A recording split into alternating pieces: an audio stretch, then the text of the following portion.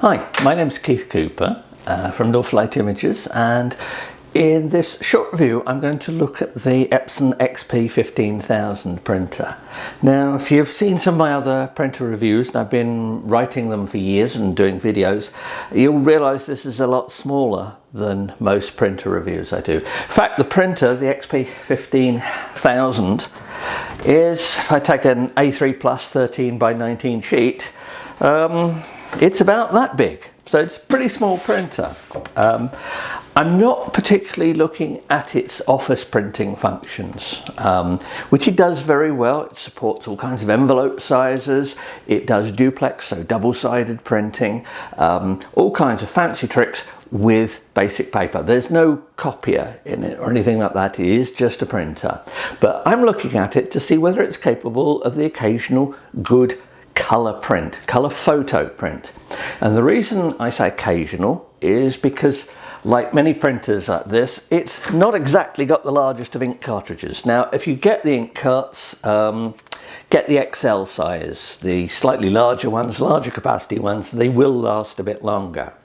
Now, the inks itself, it has 6 inks, Cyan, Magenta, yellow and black, which you'd expect from a normal 4-colour printer, but the 15000 adds a grey ink and a red ink. Now, the grey ink expands the smoothness of colour areas because it mixes inks together. Remember, what you see on a print is a mix of different colours, and the red just helps give a bit more intensity and vividness in some colours. It's an interesting mix of colours, not quite the normal one, and only 6 inks. Some people would say you can't get good prints. Well, I disagree with that. I've tested a lot of this. In the process of testing printers, I make colour profiles, and the ICC profiles, they're not downloadable, I'm afraid, for licensing reasons, but they are free on request for non-commercial use if anyone wants to experiment with them. However, see the written review, which has far more detail than this, for some details about what papers I've tested, what profiles I've got. They really do make a difference in print quality, and they're in many ways, they're the first time I get a chance to see how well a printer reproduces colours. So here we have a paper, an art paper, velvet fine art style paper, matte paper, very good, deep, intense colours. This is what I'd expect from a dye-based ink printer. So the inks here are Epson's dye-based ones. On a glossy, on a lustre paper, looks fine. I've got real photos as well, rather than just these. But these test charts do give a very good indication of the range. And I'll just finish with this one. This is a titanium gloss paper, ultra glossy paper, and it's the rendition of colour on it is excellent. I'd have no problem producing prints like this to hand out to people as part of a portfolio presentation.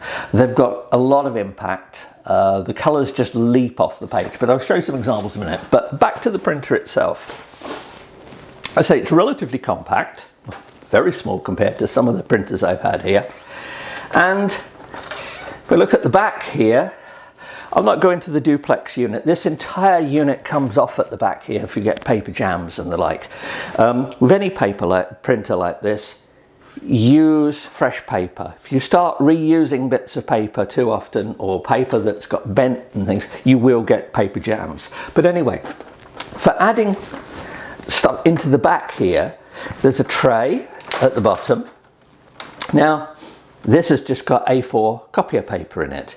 There are lots of different sizes you can set this to. You can load it up with envelopes even. There's all kinds of stuff. So that's the print there. Now if I pull out there, there's the CD adapter. That's for printing CDs, which it also does a half decent job of doing. So that's sort of office-y type stuff. We'll put that back in. Front panel comes up here. Now, as I said, at the back here, there's a slide here, so paper goes in there. It rests on that. Another nice, neat bit of storage that doesn't take too much space. If you're putting the printer into a smallish space, do remember that you need this, and you also need space at the front for the prints to come out. So it does take a bit more space than you might first think when you're actually using it, but storage wise it folds up quite compactly. Now, it's where the paper comes out, goes in here. You can stack envelopes, you can put things here.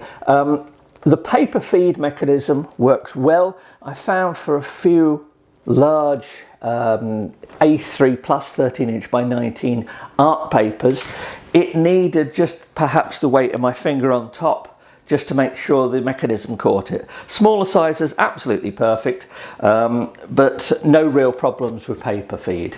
You just adjust these. When you've set a piece of paper, when you put a piece of paper into it, one of the things you do, you set the paper size here.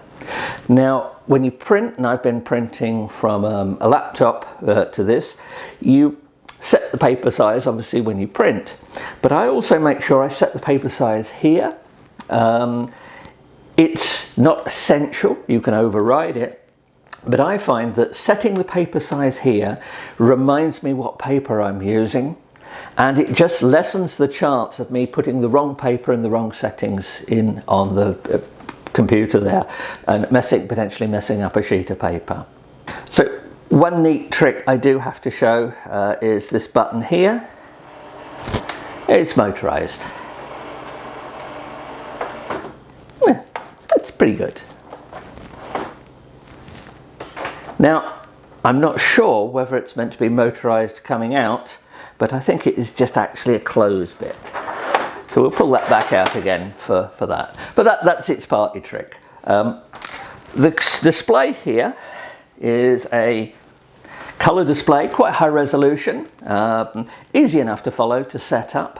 When I set up the printer, I set it up for wireless use, but there is Ethernet and USB at the back as well, so you can connect it up any way you like.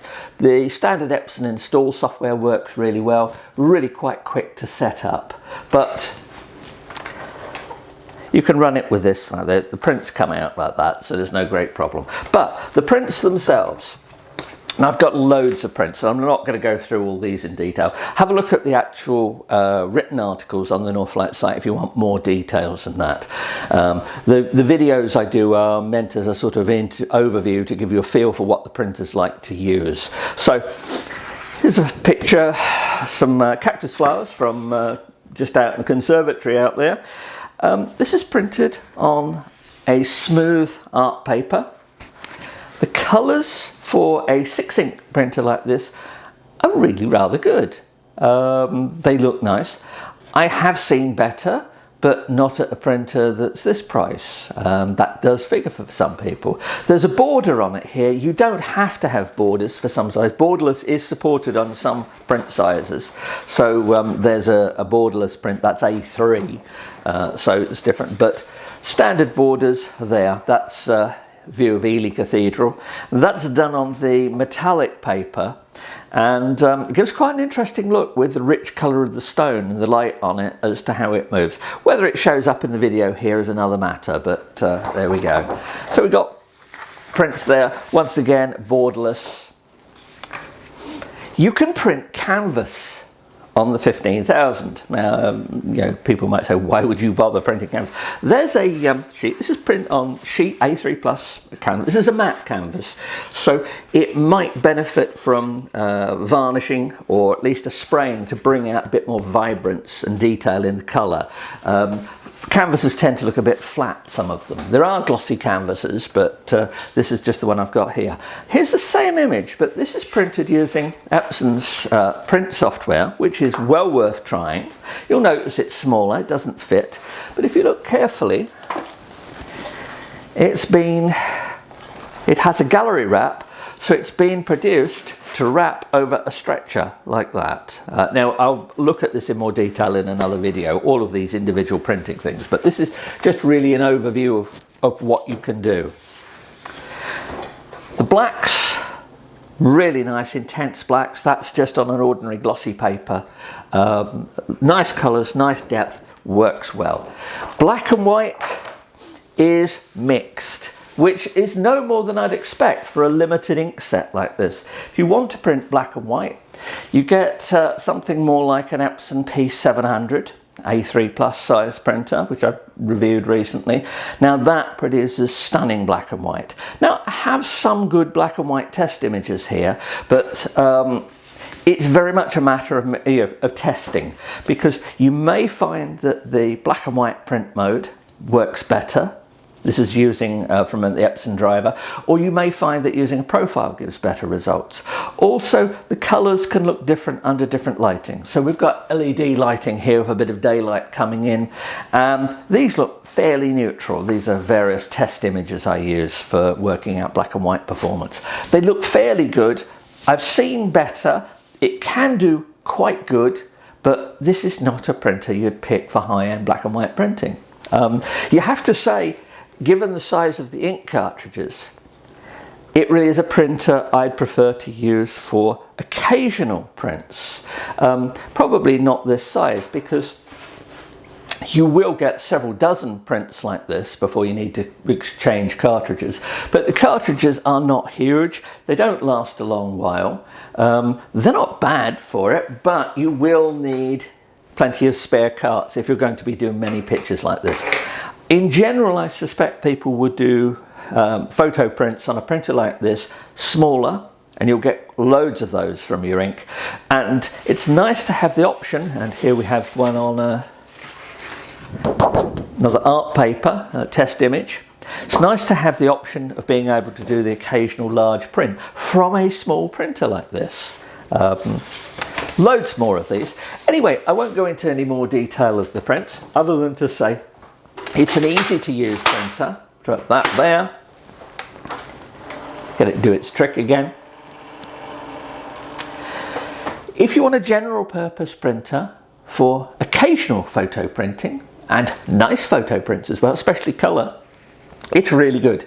Performs best on glossy papers and matte papers. Baryta papers and heavy fine art type papers like that, the performance is not as good, but they're designed for pigment inks, and this is not a pigment ink printer, so you wouldn't expect it. But all in all, for the size of the printer, and it's quite light as well, very nice printer to use. Great little office printer. So any problems with it? Not really. Slight bit of paper feeding, occasionally very thick media needs a touch on the back, as I mentioned. I've had no jams. The paper from in here, it works fine. It prints out documents great. It has all kinds of functions as well built into it, and the Epson software has things for printing stickers and all the stuff like that. But if you want that, look at Epson's documentation. That's not really the sort of stuff I'm testing here. It's really to say, if you want a nice printer that occasionally do a few colour prints, not a bad one at all. So I hope this overview has been of use. Do ask questions in the comments. I've done quite a lot of testing. See the articles as well, and I'll also be doing some other short videos looking at specific print types, so canvas, fine art, black and white, things like that. So thank you very much.